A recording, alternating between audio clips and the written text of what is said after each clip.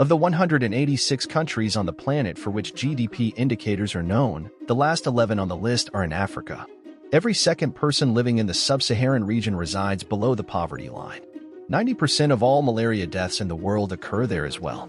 Africa is traditionally considered the poorest continent on the planet. But why is that? Certainly, providing a precise answer is impossible. However, history has something to say on the matter, and in the next couple of minutes, we'll discuss the main hypotheses and historical reasons for the problems of the hot continent. 99% of videos on this topic start from the colonial era. Europeans came to Africa, plundered everything, and left it underdeveloped. While this is partially true, Europeans were mysteriously absent in Africa, encountering no laser-wielding lizards and not driving them away with water from Lake Baikal. When Portugal seized Angola in 1597, the resistance it faced came from armies already advancing technologically by 3 epochs. If someone had given the Roman Empire technology for teleportation, it would have conquered Africa even with its own technology.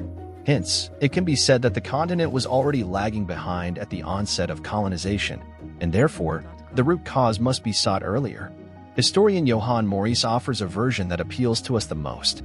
Maurice suggests traveling not just a few centuries back but hundreds, to around 2 million years ago when evolution rolled out an update for the Homo genus in Africa. Homo erectus emerged, a species more similar to us than to apes, capable of fire-making, tool use, and possibly even possessing primitive speech. The update was so successful that Homo erectus spread throughout Africa, reaching Indonesia. Then began the crucial process for our question, adaptation.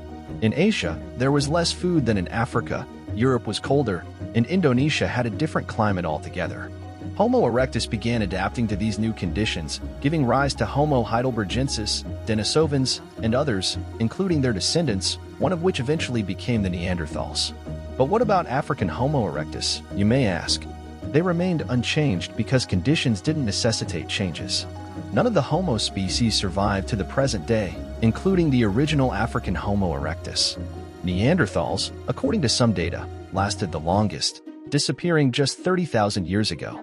The human genus's family tree is a complex and intertwining one, but the important thing to understand is this logical fact. When placed in new conditions, people adapt. And Neanderthals were far more advanced than the remaining ancestors of Homo erectus in Africa. Nothing personal, just the invisible hand of evolution. Let's move on to the second stage.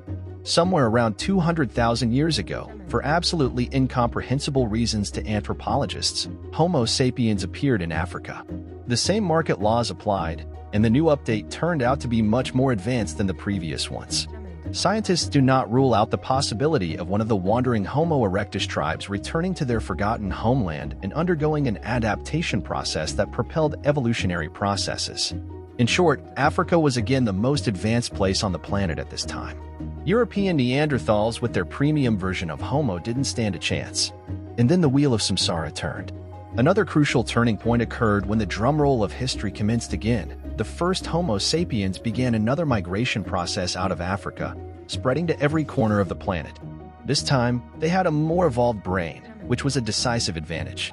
Instead of waiting for evolution to change their physiology over tens of thousands of years, modern humans took matters into their own hands. Instead of waiting for nature to expand their cranial capacity, they began adapting their culture to hunt mammoths, sew clothing, and so forth. Indeed, having a larger brain worked in favor of all tribes that remained in Africa. They too were evolving, around 15,000 years ago. At that time, a rare moment of peace and communism prevailed on the planet. Everyone was equal, and it wasn't significantly faster in terms of progress in any particular region. Then someone had the idea to domesticate cows and cultivate wheat, initiating the agricultural revolution. This allowed people to establish huge cities, advance science, and form empires. However, this revolution came with a caveat. To understand it, one only needed to spend a month in Norilsk, gazing sadly at how Kuban harvested double crops while it was freezing outside in June. In other words, climate entered the stage. If we look at the map of the first civilization's locations, suspicions will be confirmed. The river valleys of the Indus and Ganges are suspiciously well positioned climatically. Historians have the concept of the two happy latitudes, denoting two belts on Earth where conditions were ideal for agriculture and animal husbandry. In reality, these lines can be extended to Mexico and Peru, where the process also started around the same time. It was then that something happened to the inhabitants of Africa. Except for the Nile Valley in ancient Egypt, massive successes in food cultivation and animal husbandry were challenging to achieve on the rest of the continent's territory. It could be done, but only on limited and disconnected territories, which is precisely what happened. According to Johann Maurice, with whom we completely agree, this was where Africa's first divergence from the rest of the world occurred. On average, ancient societies needed a couple of thousand years to progress from the first wheat fields to fully fledged settlements, and a few more thousand to transform villages into cities. And in the final stage, taking just as much time, to evolve into vast empires and possibly even invent anime. Due to the climate and limited resources, the second stage in Africa lasted twice as long. Therefore, by the time the continent reached the stage of creating the first states, the Near East and Europe had already seen ancient civilizations, southern Mediterranean civilizations, and, in this example, we'll leave them aside as they were slightly richer in resources and geographically closer to advanced regions. Egypt is confirmation of the rule that civilizations were just as active there due to the Nile River. Meanwhile, thousands of years of vibrant life were already unfolding in the Fertile Crescent. Full-fledged states in Inner Africa only emerged at the beginning of our era. The Great Zimbabwe, the Kingdom of Congo, and other empires were hopelessly behind at birth. Moreover, they were partly colonized or conquered even then. Ancient Egypt ventured into Nubia, while Constantinople and Persia vied for Ethiopia. As for Rome, let's not even mention it. Better to say that relatively modern, strong, and even mighty states existed in Africa. The Mali Empire dazzled with its wealth, with Mansa Musa even considered one of the richest people in history. The Songhai Empire was simply resourceful but entirely trade-based.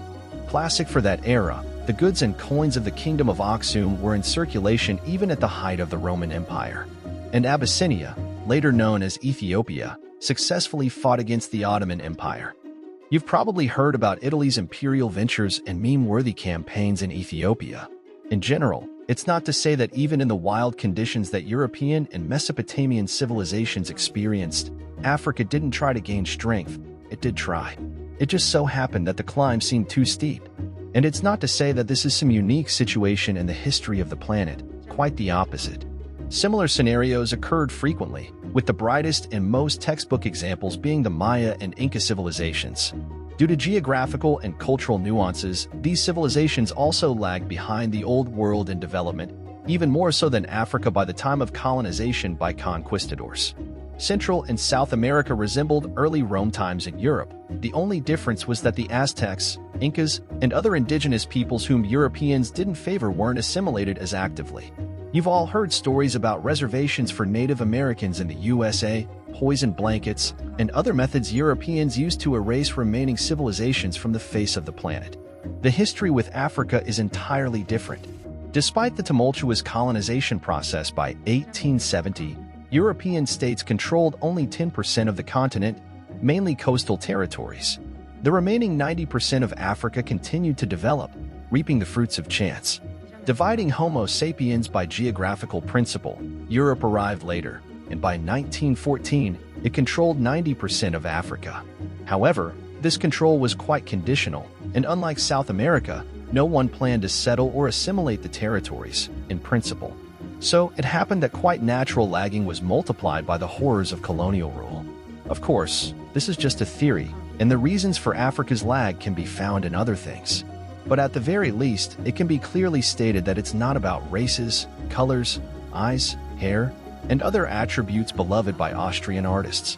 In history, there were fair-skinned Aztecs, red-skinned Native Americans, Asians, and generally any types of Homo sapiens who lost in the geographical, social, and cultural lottery, often through no fault of their own.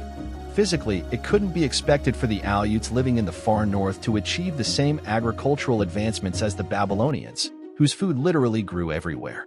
Dictators, corruption, medical issues, and other attributes of modern Africa that hinder its development are a completely different story. As always, reality is not as cinematic, and everything is much more mundane.